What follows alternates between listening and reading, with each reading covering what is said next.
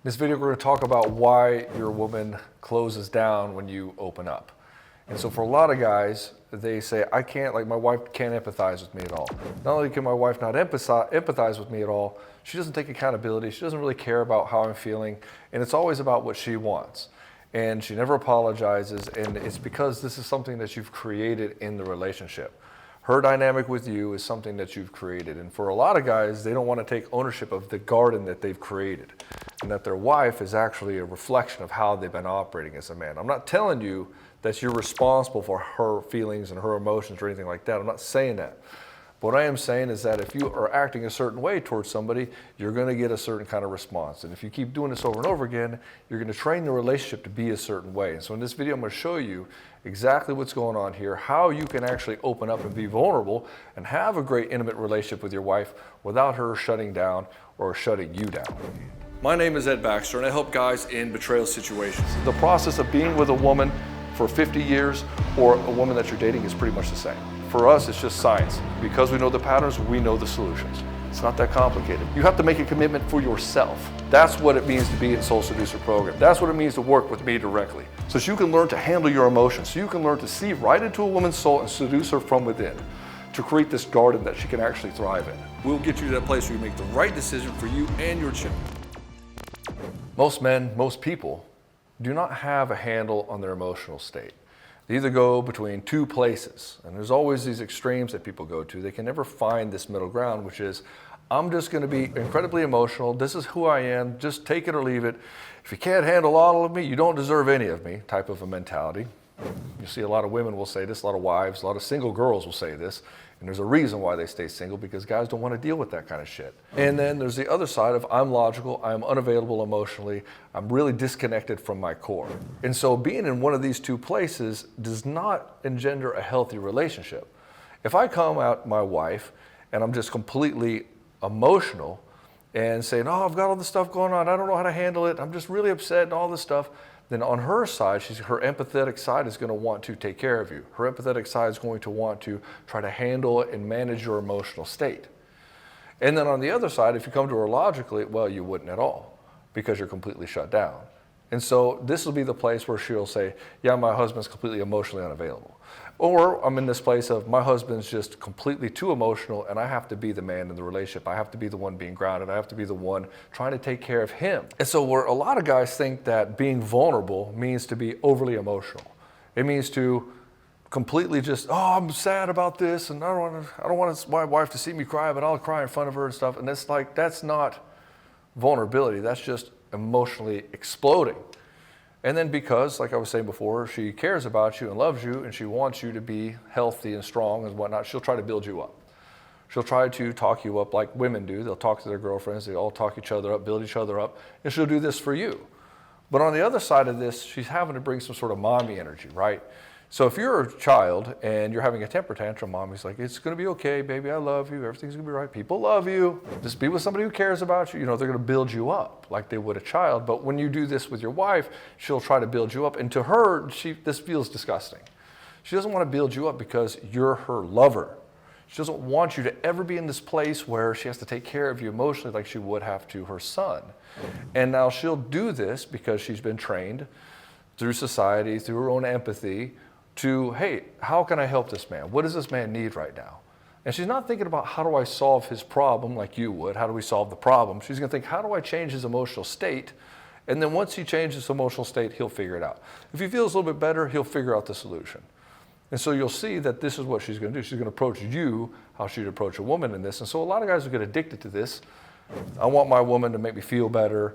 I need that mommy energy, help build me up, and it just completely kills the sexuality of the relationship. She does not feel desire for you when you're in this weak emotional state. So what is the solution? You can feel intensely emotional around your wife and you can express it, but you have to take ownership of it.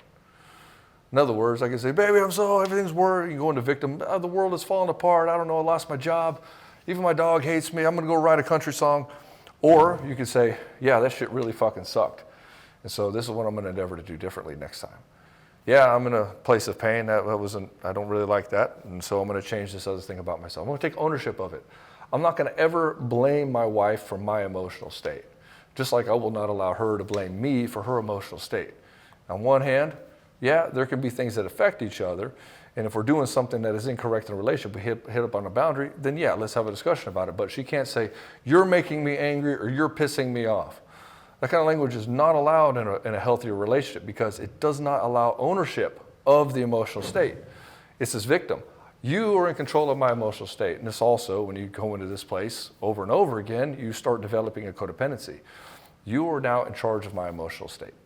And I am in charge of your emotional state. And so we are enmeshed in each other in this way, and then we wonder why we're all upset all the time. So the easiest way to do this is be able to express yourself in any way that you want, but don't look for her to save you from your emotional state.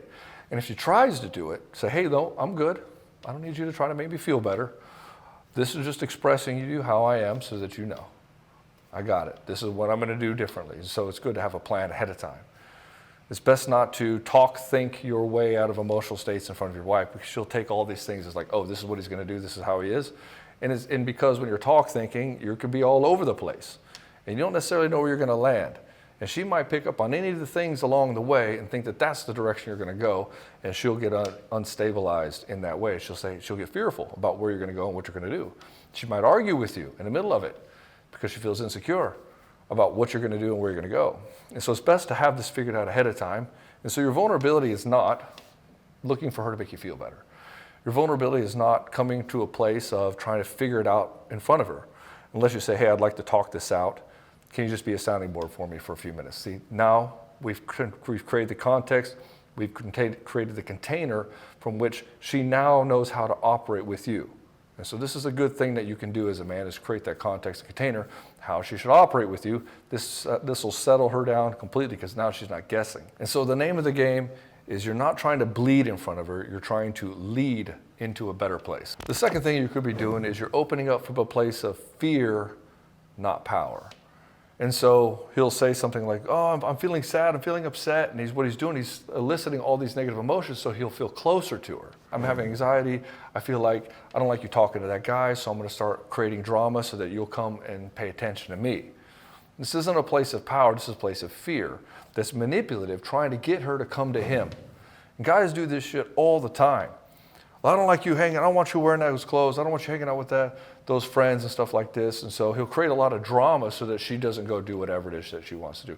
Maybe she shouldn't be hanging out with those people, but that's not the point of this discussion. For instance, I saw this guy, I happened to see his phone. Being the business that I'm in, I just glanced, and it's easy to see a whole line of text when you glance, and he was sitting there playing this pity party to his wife on a text message. I'm like, what the fuck, dude? I almost want to be like, what is wrong with you? Why are you complaining and being all victim to your wife because she didn't text you fast enough? And you can say, well, this is how I feel. I need to express it to my wife. You know, she wants me to be vulnerable. No, you're not being vulnerable. You're being weak and throwing that on her, hoping to get a response so that she'll come closer to you. You're wanting her to be there to make you feel better about yourself because you're feeling this space, or you're feeling like she's distant. And so you're trying to pull her in through this manipulative game. So it's better for you to just say, here's my truth, take it or leave it, versus here's my pain, please come closer to me. They don't want to feel that. They don't want to feel like they have to save you. They don't want to feel like they have to emotionally regulate you. You've got the power dynamic in that part wrong. She comes to you for emotional regulation. You don't need to go to your wife for emotional regulation. In fact, if you're going to lead the family, you have to be the stable one. You have to be the grounded one, which leads to point number 3. You need to always stay grounded. So if you're not grounded, what this means is that you're going to have emotionality, and it's going to be all over the place. You're going to be looking and scrambling for all these other things to make you feel calm and centered about yourself versus being able to know that you're good and solid within. And this is where you have to do your own shadow work. This is where you have to do your own work within. This is where you have to work on all your own fears and worries and insecurities. So that when I come into the relationship, I'm not coming there to have this woman save me. I'm not coming there to have this woman make me feel better about myself. I'm not coming to get in this relationship so that I get something from her. I don't want to go into a relationship where I have to get something from her because I'm not complete in and of myself. Now, being with my wife, I love being with my wife. It's a great time. We build up each other because we're both in this place of giving. We're not in this place like, what is lacking in my relationship? What can I take from my partner? What can I take from my woman? She's not giving me enough sex. She's not giving me enough attention. She's not giving me enough whatever. And then the first question I always ask is, guys, well, what is it that you truly want? Do you just want to give her to give you more sex? She can do that. So, yeah, but I want her to be into it. Okay, she's giving you more sex and she's into it. Now what else do you want? Well, I want her Text me in the mornings. Okay, you want her to text you in the mornings. Now what? Well, I want her to listen to me when I have my problems. Okay, now she's doing that. So what do you really want? Well, I don't know. And he comes to this place where she's giving. And it's just, he's just trying to mask this whole feeling of not enough when it comes to women and sex and his own sexuality. That he's not worthy enough, that he's not sexually desired. And so he comes to his wife to help fill this hole within himself. And so when she looks at you, and she needs to fill this hole within your own heart, she's going to look at you as not whole. She's going to look at you as, how can I follow this guy? He can't even lead himself. How can I surrender into the experience of being with this guy if he can't even surrender into the experience of being himself? He's hiding from himself. He needs me to mask the problem and the pains that are going on within him. So leading means to go first. And so if you want to lead your relationship, you want to lead your woman, you want to have this intimate relationship with her and to be able to express vulnerably, you have to have your shit together. You can't just verbally diarrhea all over her and expect her to clean up the pieces. This hurts your relationship more than anything else, because what will end up happening is that she'll start telling you, I can't tell him anything. What does that really mean when she says, I can't tell him anything?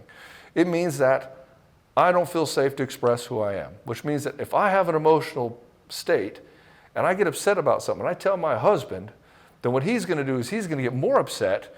And so now I have to manage what I say, because I have to manage his emotional state, because he doesn't have any emotional resiliency.